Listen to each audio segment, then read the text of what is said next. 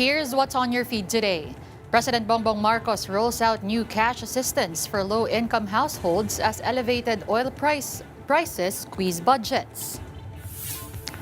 Malacanang defends the NBI's probe into the 2019 SEA Games, insisting it is not meant to pressure or intimidate anyone. Prosecutors say NBI Director Melvin Matibag could blow the lid off the grave threats case against Vice President Sara Duterte. Actress Angel Locsin urges Senator Robin Padilla to return to his principles, questioning his silence on red tagging and other issues. And in Thailand, a fire tears through a live music pub, killing over 30 people and leaving 15 others in intensive care.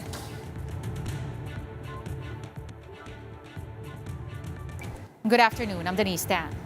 More than 7 million Filipinos are set to receive cash assistance under the government's Unified Package for Livelihood, Industry, Food and Transport or UPLIFT program. For the details, we have mobile journalist Julie Baiza. Okay, Julie, who will qualify for the aid at magkano nga ba ang makukuha ng beneficiary? Denise, tatanggap nga ng 2,000 pesos or one-time na 2,000 pesos yung around 3.5 million beneficiaries ng Pantawid Pamilyang Pilipino Program or 4PIST at yung Walang Gutom Program. 2,000 pesos monthly naman yung makukuha ng nasa 1.5 million low-income earners base sa listahan yan ng Social Security System at yung 2.5 million na poor and near poor household. Matatanggap nila monthly yung 2,000 pesos from July to December. Ang sabi ni PBBM, mahalagang araw itong naging pagpapalawak ng uplift assistance kasi patuloy pa rin yung epekto ng Middle East crisis sa supply at sa presyo ng langis. At dahil nga tumataas pa rin yung presyo ng langis, pati yung mga basic commodities o yung mga pangunahing pangangailangan, natadagdagan pa rin daw yung kumbagay nagpapahirap o pasanin ng publiko. Tinanong na rin namin kanina ang palasyo kung magpapatuloy ba yung ayuda sakaling hindi tumigil itong gulo. Ang sabi ni Palace Press Officer Claire Castro, aaralin daw ng gobyerno yung tuloy-tuloy na pagbibigay ng budget pero ng ayuda rather. Pero kung may budget naman daw, kaagad naman daw yan na i-release una doon sa mga pinaka nangangailangan. Denise. Okay, Julie, sino-sino mga agency ang mag-oversee ng distribution na to at kailan naman makakakuha ng cash aid nga itong mga beneficiaries? Kailan mag-uumpisa to? Sa ngayon, Denise, ang mamumuno pa rin dyan ay yung DSWD. Hindi pa natin alam ngayon kung kailan yung magiging schedule ng mga payout. Aabangan pa natin ng DSWD. Pero aabangan din natin or hihintayin natin yung magiging guidelines nila. Kasi ang sabi ng Pangulo, inaasahan niyang maipamamahagi ng mabilis at maayos yung mga tulong through digital transactions yung iba. So possible na hindi na lang through payout center yung maging pamamahagi. At saka, Denise, kailangan din nating inote na dalawang klase kasi yung ibibigay na ayuda. Mayroong one time for 4-piece member at mayroon namang 2,000 monthly. Okay, Julie, did they talk about maybe the safeguards in place to make sure lang that these funds are protected, there's no risk of fraud or maybe misuse of these said funds? Sa ngayon hindi pa sinasabi, wala pa namang inilalabas na pahayag ang palasyo tungkol dito, yung mga possible na abuses na kumbagay magkaharaping hamon kagaya ng mga previews na naging issue. Pero ang paulit-ulit naman na nililinaw not just ng Palas pero ng DSWD noon, mahigpit yung kanilang mga una implementation at saka yung verification nila sa kung sino yung mga makakatanggap ng ayuda. Cambio tayo, Julie. We know that President Bongbong Marcos had a meeting with Singaporean Prime Minister Lawrence Wong. Ano bang nagbunga dun sa meeting na yan? Nagkaroon nga ng pulong si PBBM kay Singapore Prime Minister Lawrence Wong at napag-usapan yung pagpapalawak ng trade and investment ng Pilipinas at ng Singapore. Sa meeting, binati rin ni Wong si PBBM dahil daw sa pag-angat ng Pilipinas sa upper middle income country na maituturing na matatag yung pag-unlad ng bansa kasi kahit na may mga hamon, naiaangat yung estado ng ekonomiya. Aside from that, nagkaroon din ng pulong ang Pangulo sa iba't ibang mga business company sa Singapore. Dalawang company niya yung nag-commit na palalawakin o i-expand nila yung kanilang operations dito sa Pilipinas. Yung isa dyan, ipagpapatuloy yung investments sa telecommunications, digital services at technology infrastructure expansion. Habang yung isa naman sa health sector palalawakin at patuloy daw na isusulong yung pagkakaroon ng affordable healthcare system sa Pilipinas. And lastly, Julie, ano naman yung sinabi ng Malacanang dito sa objection ng defense team ni VP Sara Duterte about the opening of her financial records? Sinagot nga kanina ni Palace Press Officer Ter Castro si Attorney Michael Powa. Ang sabi ni Yusek Claire kanina, oo, hindi nga magic wand yung impeachment, pero ang magic word daw ay truth. So dapat daw lumabas at mapanatili yung katotohanan dito sa impeachment. Ang sabi pa ni Yusek Claire, no one is above the law, including the Vice President herself. Ang sabi niya, kung wala naman daw kinatatakutan, gaya nga ng sinabi ni Attorney Powa, bakit hindi daw nila ipakita na wala silang itinatago? Tinanong na nga rin si Castro kung sa palagay ba nila pipirma sa bank waiver itong si Duterte, si VP Duterte. Ang sabi niya, mayroon na po ba tayong nakitang Duterte na nag-sign ng waiver? Baka magkapukpukan daw ng mic. Aside from that, Denise, sumagot na rin ang palasyo sa iba pang mga natatalakay sa impeachment trial. Una, ang inaasahan daw ng palasyo, walang magiging drama at katotohanan lang yung lalabas sa pagpapatuloy ng impeachment trial. Walang drama, walang pagtatago ng katotohanan at walang pag-iwas sa issue. Isa pa sa nasagot na rin ni Yusek Claire kanina is yung sinabi nina Senators Alan Peter Cayetano at Pia Cayetano na yung planong investigasyon ng NBI sa 2019 SEA Games naglalayon daw na ma-intimidate yung ilan sa mga senator judges. Ang sabi ni Yusek Claire, ang tao na walang dapat katakutan ay hindi nai-intimidate kahit kailan. Kung wala naman daw itinatago, bakit daw mai-intimidate? Mandato rin naman daw ng National Bureau of Investigation yung pag-iimbestiga at hindi na sila kailangang utusan pa ng Pangulo. Ang tanong pa niya, kung makakarating daw ba yung issue ng korupsyon sa NBI chief, ang dapat daw ba is ipagsawalang bahala lang. Hindi daw ba ang dapat na gawin ay talagang imbestigahan. Kanina nga rin napag-usapan na rin, Denise, yung timing kasi nung investigasyon ng NBI. Pero ang paliwanag kasi ni Yusek Claire, dahil may itatayong NBI Academy doon sa lugar ay nakarating sa kaalaman ni NBI Director Matibag yung issue ng korupsyon, kaya naman nasabi niya or na-announce niya na possible na or plano na imbestigahan yung issues surrounding the 2019 SEA Games. All right, thank you for those updates. Again, that was mobile journalist Julie Baiza. Now, preparations are underway at the House of Representatives ahead of President Bongbong Marcos' State of the Nation address on July 27. House Sergeant-at-Arms Ferdinand Melchor de la Cruz said around 20,000 police personnel are expected to be deployed for security. Media setup begins July 21st, while a lockdown for unauthorized vehicles takes effect on July 23. A final walkthrough will be held on July 25.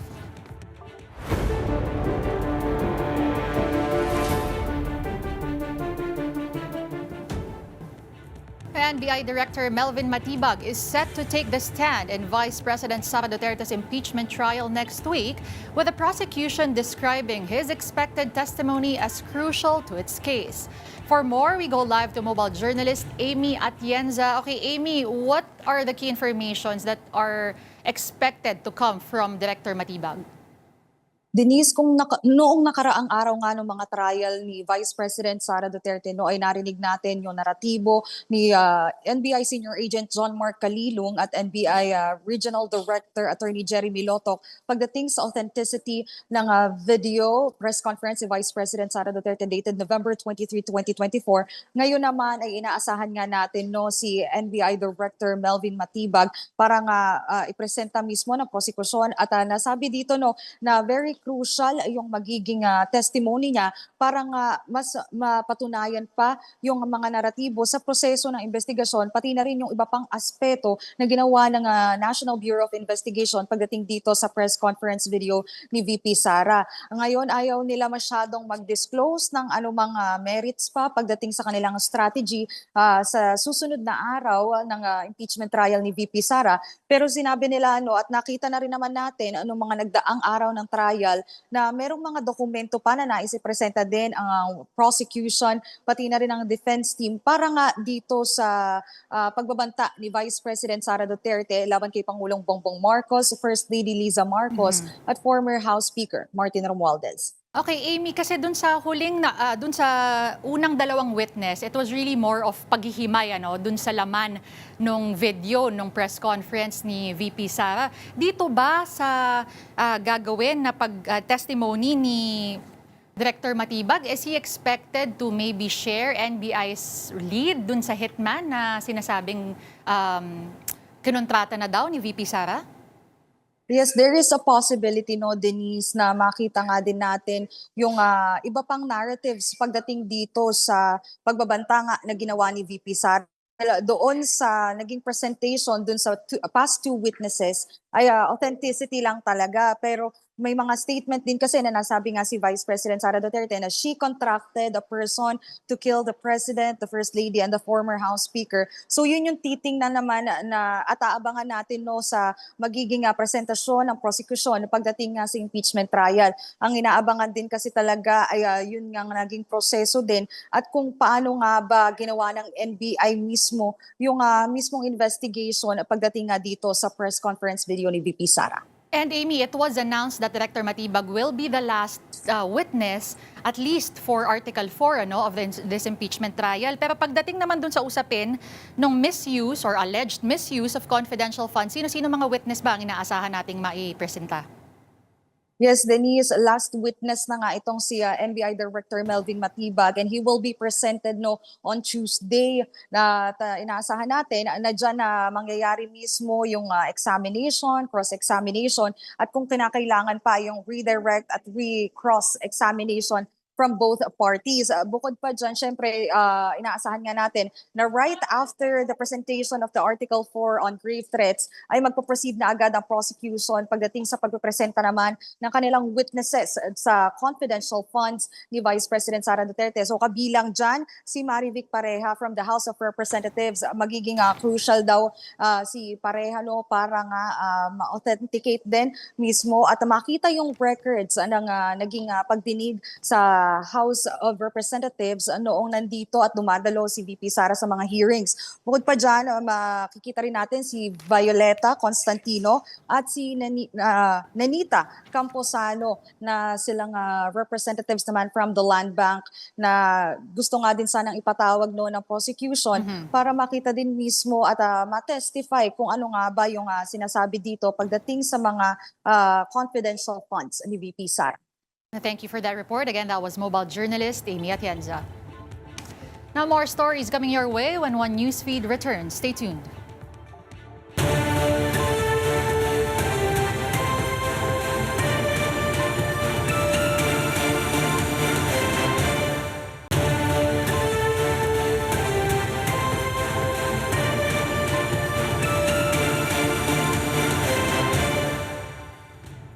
You're still watching One Newsfeed. Senator Rodante Marcoleta is now behind bars at a Quezon City jail after the Sandigan Bayan ordered his commitment following an independent medical examination that found him fit for detention. Meanwhile, the anti-graft court is also hearing several other high-profile cases, including a legal tug-of-war over the government's bid to turn former Public Works Secretary Manny Bonoan into a state witness. And for the latest, we go live to mobile journalist Arles De Los Santos. Arles, what are the key developments for today?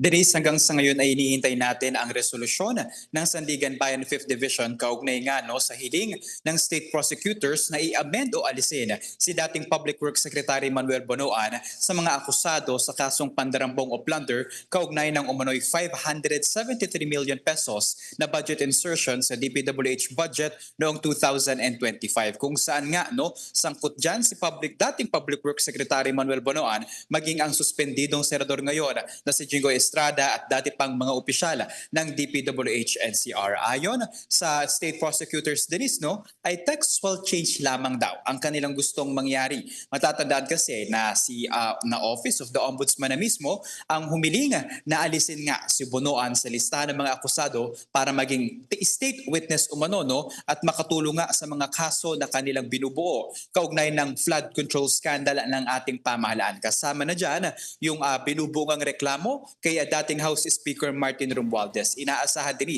na sa July 28 for resolution na ang hiling na gawing state witness si Bonoan ng 5th Division ng Anti-Graft Court. Kaparehas sa araw kung saan inaasahan natin na basahan ng sakdal si Estrada. Sinubukan sana na at least posisyon ng kampo ni Estrada na wag itong gawin dahil anila yung pagtanggal daw kay Bonoan tila pagtanggal na din or pag-delete ng accusation that Estrada at si Bonoan ay nag-conspire para nga sa isang krimen. Okay, Denise. Arles, balikan muna natin the issue of whether or not former DPWH Secretary Bonoan will turn into a state witness. So when is the court expected to rule on this? July 28 at Denise, inaasahan natin na may desisyon na dito ang Sandigan Bayan 5th Division. So far kahapon ang ipinasa ng kampo ni Bonoan, ng state prosecutors, maging yung kay Estrada ay yung kanilang mga posisyon at hiling nga dito. Dahil hindi pwede na dahil sinabi lang ng Office of the Ombudsman na gagawin nilang state witness si Bonoan ay ganoon na lamang iyon. Kailangan maghain sila ng pakiusap sa korte na inaalis nga si Estrada si Bonoan sa listahan ng mga akusado at yung korte mismo ang Sandigan Bayan ang magdedesisyon kung papayagan yan o hindi.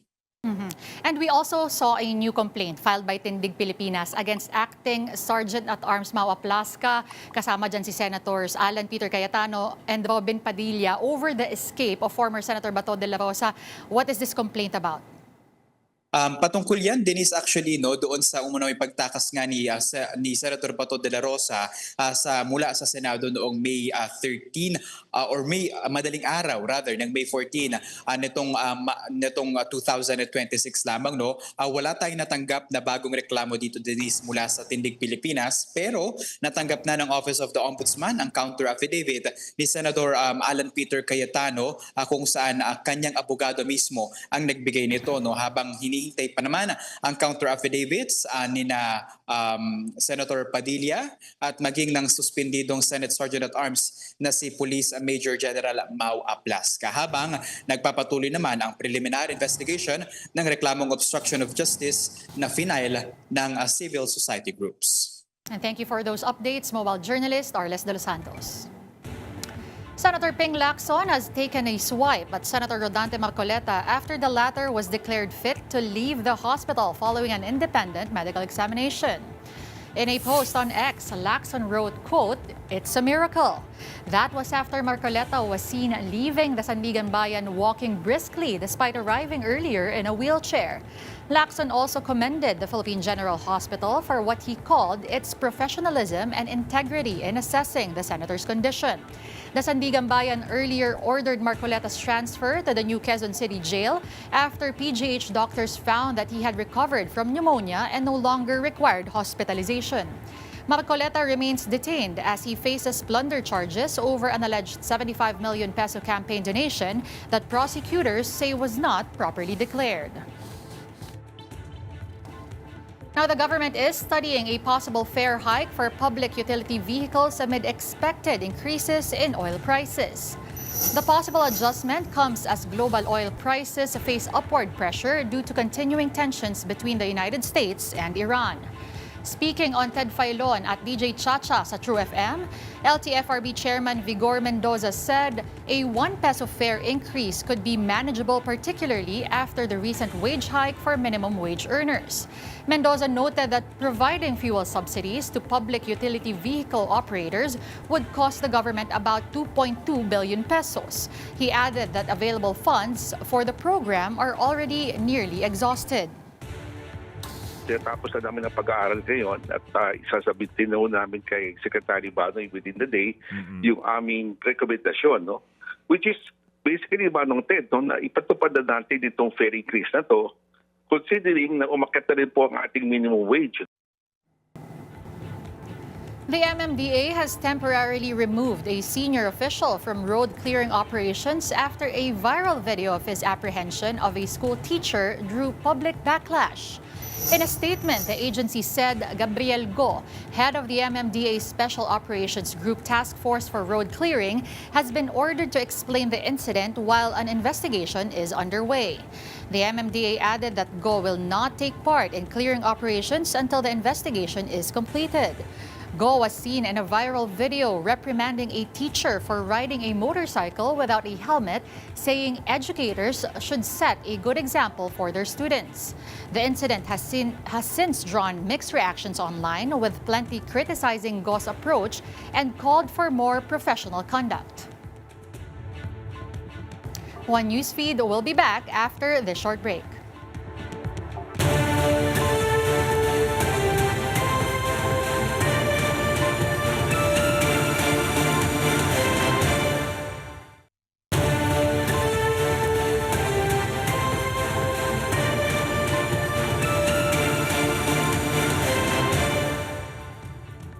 You're so watching One Newsfeed.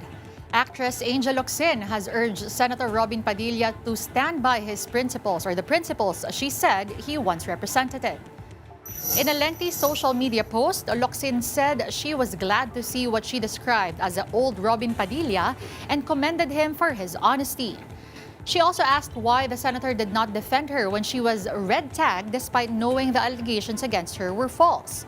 Locsin said many Filipinos voted for Padilla, expecting him to be a strong advocate for the Muslim community, but questioned why he appears to defend detained Kingdom of Jesus Christ founder Apollo Kibuloy more strongly. She also expressed disappointment over his stance on China, saying it does not reflect the patriotic person she once knew. The actress ended her message by urging Padilla to wake up, saying it is not too late to change. Locsin's statement came after Padilla described himself as a communist while questioning the testimony of NBI Bangsamoro Regional Director Jeremy Lotok during Day 5 of the Duterte impeachment trial. Now in sports, the National Collegiate Athletic Association has entered a new 2-season broadcast partnership with Signal TV. Mobile journalist Denise Valdesancho has the details.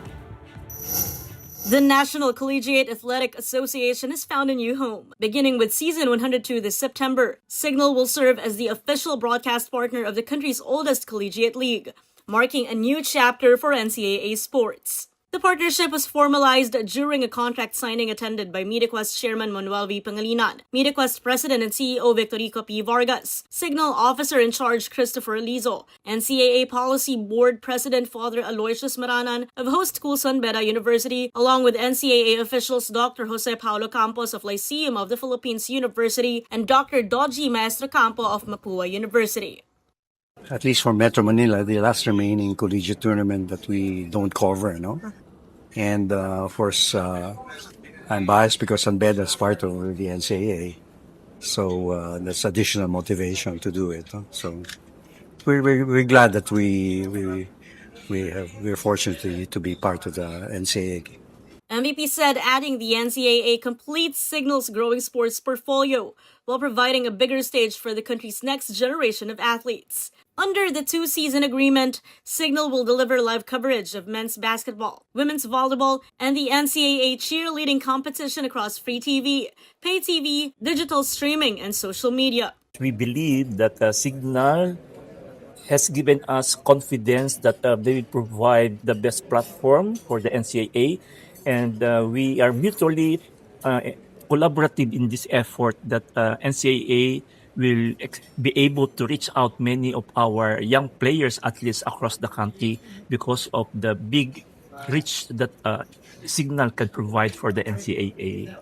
Beyond its marquee events, Signal will also feature highlights, updates, and news stories on other NCAA sports throughout the season to give more student athletes their moment in the spotlight. San Beda University will host NCAA Season 102 under the theme Strive, Believe, Unite.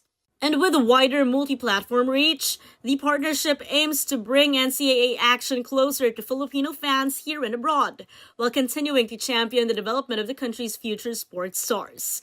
Mobile journalist Denise Valdesancho, we are One News. The United States military says it has completed its latest wave of strikes on Iran under the direction of President Donald Trump. The U.S. Central Command said the strikes hit Iranian command centers, air defense sites, missile and drone capabilities, and coastal surveillance facilities. The military added the strikes were carried out at multiple locations across Iran.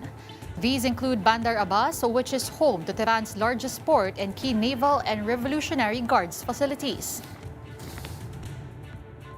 And before we go, a deadly fire at a live music pub has killed 32 people in Bangkok, Thailand. The blaze erupted late Sunday at the Rongbir Nalat Prao pub in the Chatuchak district. 30 people remain hospitalized, including 15 in intensive care, while 44 others have been discharged. Authorities believe the fire was likely caused by an electrical short circuit in a ceiling air conditioner. Police are also investigating whether negligence or blocked emergency exits contributed to the tragedy. The fire is one of the deadliest in Thailand in recent years.